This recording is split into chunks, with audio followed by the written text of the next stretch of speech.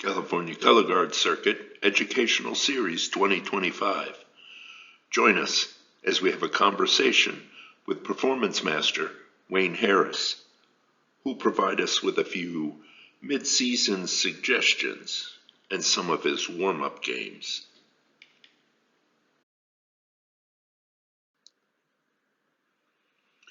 Rehearsal time is limited. I get it. I remember having to divide up rehearsal time between warm-ups and choreography and management duties, and performance or character can easily take a back seat. Well, who better to help us solve this issue than WGI Hall of Famer and good friend Wayne Harris? Let's give him a call. Wayne Harris, it's great to see you, man. You're in Georgia. Yes, I am, Tom. Good to see you. I'm in Atlanta, Georgia. Absolutely. Looking forward to seeing Paramount. How are the Mounties doing? Great. We just had a really intense weekend with a local show, and this coming week is our first regional, so everybody's excited. Wonderful cast and staff here. It's great. I bet. Before we get into details of your mid-season suggestions, take our instructors through the components of a good performance workshop. I'm glad you asked, because it is important that we look at the performance portion of your program in the same way that we look at flag and equipment technique. It needs to be happening from the very beginning of your season through that very last going through the door. Right. And the workshop that I've been doing for a while now is based on the fact that we are all storytellers. And I want students to look at themselves in those terms. I do storytelling for a living, as you know. But when I look across any of the art forms, dancers or actors, there's always a story being told, whether it's literal or abstract. And so the entire program is based on getting the students to do their best in terms of telling a story. And that, I think, will bring out a heightened sense of expression. So it's in three parts. And the first part is improv games and exercises. I do a lot of warm-ups and creating environments where the students can take a risk. This creates a team building and all of that good stuff. But it also gives us an opportunity to free up performance. Gives us the ability to play with our character without all of the heaviness of counts and places and space. The second part of the program focuses on character development.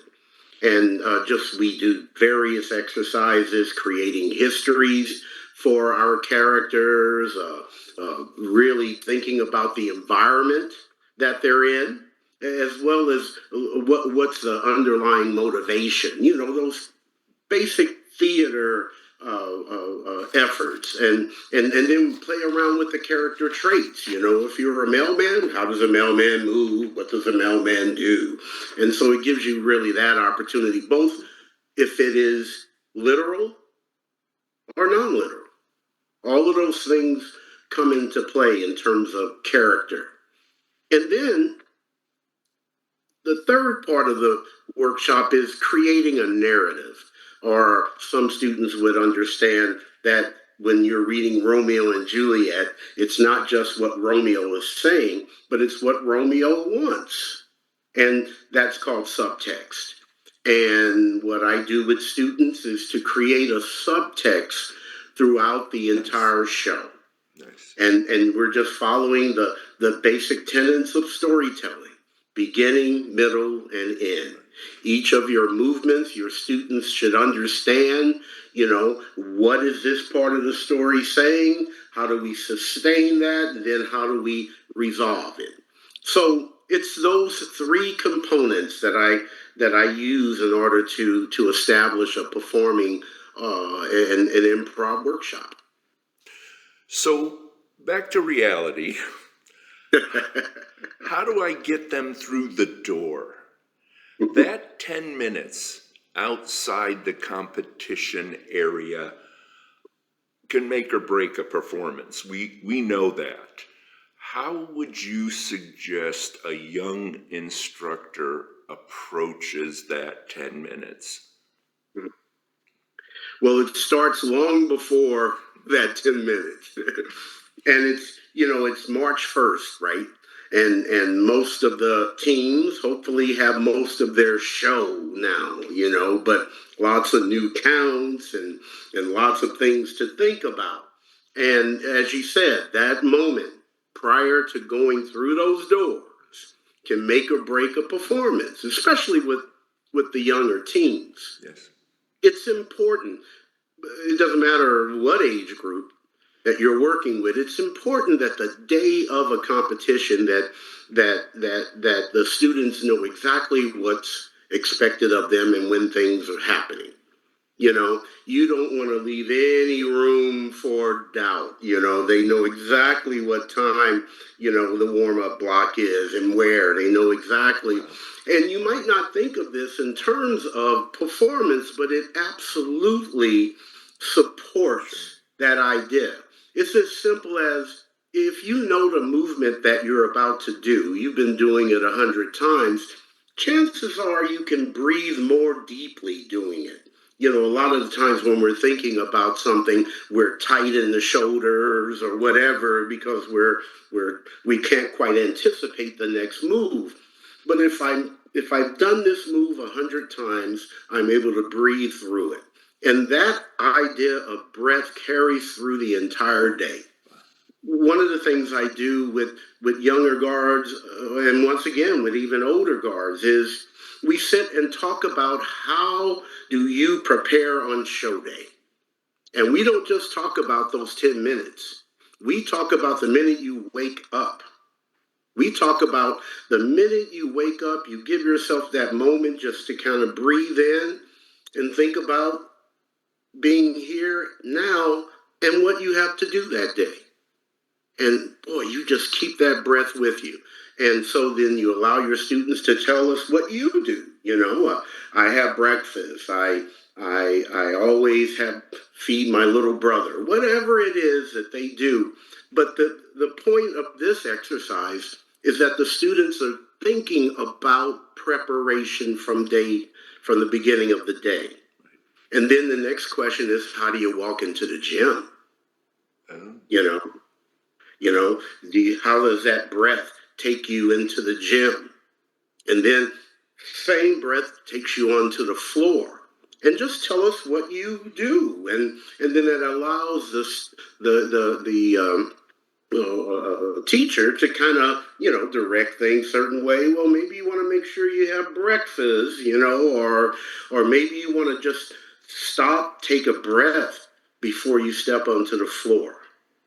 All of this is connected to them allowing themselves to be centered and thinking about everything they're about to do, being purposeful. So that's a nice little exercise that also can give a window into your students and give you the ability as an instructor to say, hey, let's try this in your overall preparation. But when you're at that door, I love being at the door. Tom, you and I made a career of prepping color guards to go onto the floor. And once again, it's all about breath. With me, when I'm standing in that circle with Paramount, the first thing I talk about is breath.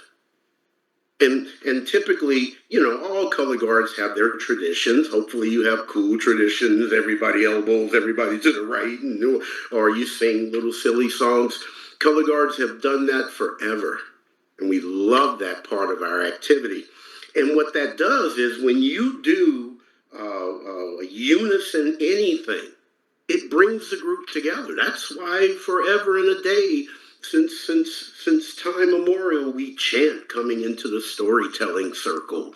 You know, we chant going to war. That unison brings the group together. So, yeah, absolutely. You play your little games, but those minutes prior to going on, you want to bring everybody back through breath. And here's a little thing that I do in terms of they know this is coming and they can relax into it. I always talk about 3 breaths. The first breath being able to just let go. So as you're breathing in and they're filling up that diaphragm, that first breath, I want them to just let go. Doesn't matter what happened before, doesn't matter what's going to happen next. And then with the second breath, I want them to breathe in, and when they fill up their diaphragm, I want them to feel their feet just planted into the ground, and they just arrive. They are connected to the moment. And then with the third breath, I remind them as they're filling up their diaphragm that as they breathe, that third breath is about leaning into the moment, supporting everybody around you, being connected to the moment. And we've slowed our breath down. We now have breath with purpose, and we can move through that door. Perfect. It always warms my heart when I hear a guard at the warm-up door singing their ABCs. Yes, we started the ABCs. We started the ABCs with the Raiders. Yes, absolutely. Last thing, you've given us some really good exercises to this point. Do you have another good one that we could do in the warm-up gym or outside the door? Absolutely. One is one I've done for a while, but I'm working on a new one that I'll share. But first, during the course of our workshop, we talk about efforts. And there is this great choreographer who actually learned to notate dance. Anyway, he was one of your early ergonomics guys. And Laban, some of you may have heard, came up with the idea that in all of human movement, there are only 8 efforts. And these efforts are things like punch, twist, float, dab, flick. There's all these little efforts. And so when I really like doing this with the younger guards, right about now they've been doing that little 32 count phrase 100 times, and they can count together and they know where to be on what count. Well, in order to make it fresh for them and fresh for yourself, and also to enhance expressive qualities, if you change out one of those numbers for an effort, so maybe it's 1, 2, 3, punch, 5, 6, 7, float, and it fits the effort within the choreo. Now, we've been doing this in color guard forever, and hit and hit and hit and hit, right? We all know that. But looking at those efforts gives the students the opportunity to think of that moment different than just a number, just a count. So that's one exercise. But the new thing I've been working on, Tom, is we want to give our students as many tools as possible, to bring about their best performance. And as you know, I also work with actors and solo performers. And we've been developing an approach that I think could be applicable to our activity. I call it modes of engagement. Now, when an actor is on stage, there are several modes of engagement that they utilize. For instance, playing directly to the audience, very presentational in the way that I am communicating to the audience. I'm looking directly at them. But there's also what we call acting in space, where I'm not looking at the audience now. I'm pretending to be in a scene looking at who I'm dealing with, the characters in the scene. But the eyes are very purposeful in seeing that character. So that's acting in a scene. That's another mode of engagement. Then there's the internal mode, where, and you've seen it before, the soliloquies in the classic where they're talking off to themselves, or, a moment of thought, where they're really not looking at either the audience or characters in a scene, but are internal. And then there is what's called space object work. And in theater, that means simply that you pretend that you have a glass in your hand, you pretend to drink, and you pretend you put the glass back on the table. So we talk about all of these different modes of engagement and really being connected to each with their eyes. And I thought this fits perfectly with color guard. Sure. We absolutely are very presentational, playing to the audience. Everybody's head is up. All of the equipment work is focused toward the front. We know that. We do that well.